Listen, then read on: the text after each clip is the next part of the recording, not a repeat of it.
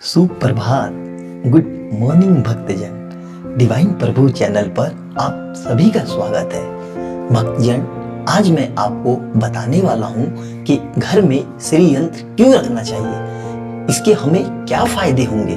तो चलिए वीडियो को प्रारंभ करते हैं। हिंदू धर्म में हर देवी देवताओं को अलग अलग दिन पूजा जाता है।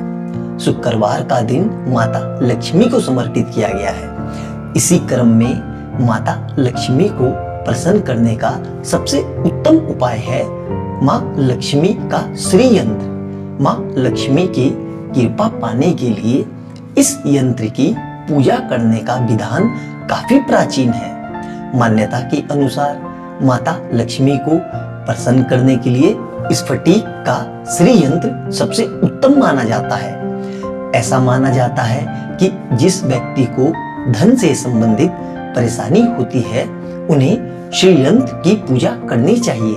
विधि विधान से श्री यंत्र की पूजा करने से जहाँ श्री यंत्र रखा होता है, वहाँ सकारात्मक ऊर्जा का संचार होता है। तो चलिए आज हम आपको बताते हैं कि क्यों श्री यंत्र घर में स्थापित करने चाहिए और क्या इसके फायदे हैं और इसका क्या महत्व है।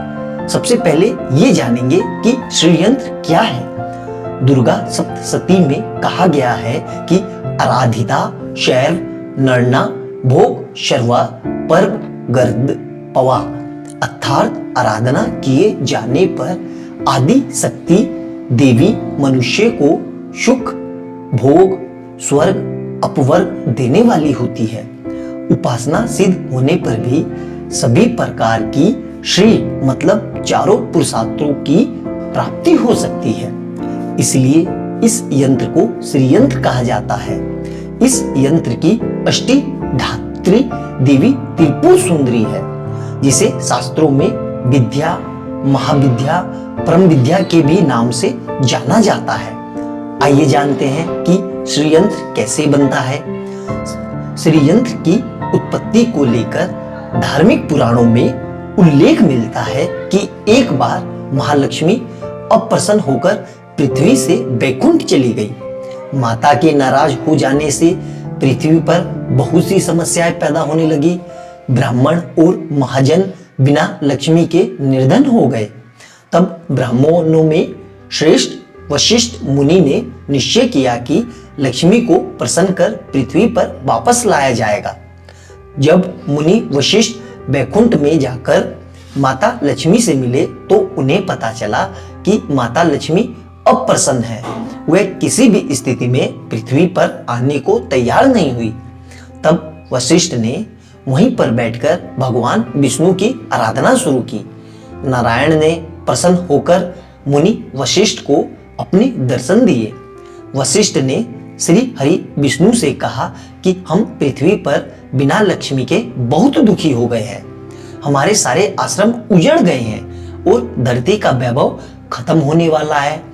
यह सुनकर भगवान विष्णु वशिष्ठ को साथ लेकर माता लक्ष्मी के पास गए और उन्हें मनाने की कोशिश की, लेकिन महालक्ष्मी नहीं मानी और उन्होंने कहा कि मैं किसी भी स्थिति पर पृथ्वी पर वापस जाने को तैयार नहीं हुई। जब चारों दिशाओं में माता लक्ष्मी के पृथ्वी पर वापस न आने की बात फैल गई, तब देवताओं के गुरु बृहस्पति ने एक युक्ति सुझाई। उन्होंने कहा कि अब श्री यंत्र साधना ही एकमात्र उपाय बचा है, जिससे माता लक्ष्मी को धरती पर आना ही पड़ेगा।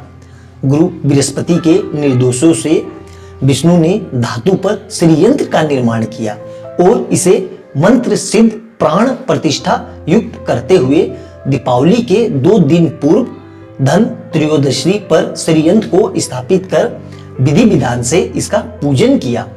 पूजन समाप्त होते होते माता लक्ष्मी को वहां आना ही पड़ा और वह बोली, मैं किसी भी स्थिति में यहाँ आने के लिए तैयार नहीं थी।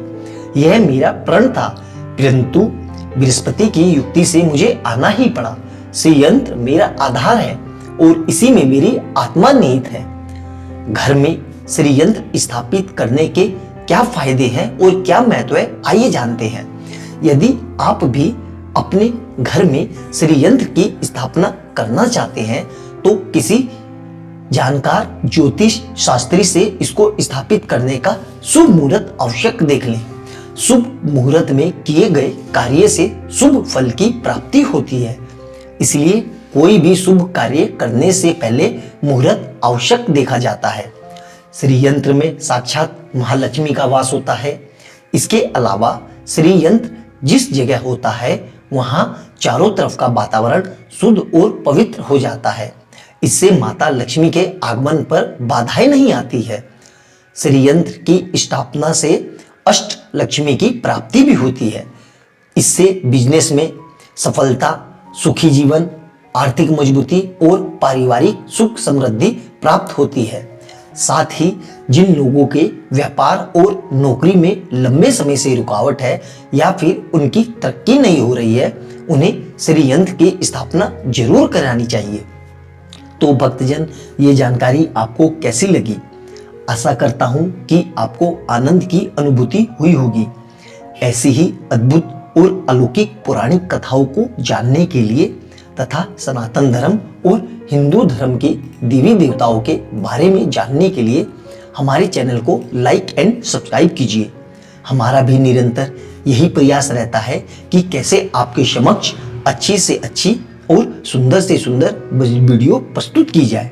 तो भक्तजन, मिलते हैं अगली वीडियो में एक नई पौराणिक कथा के साथ।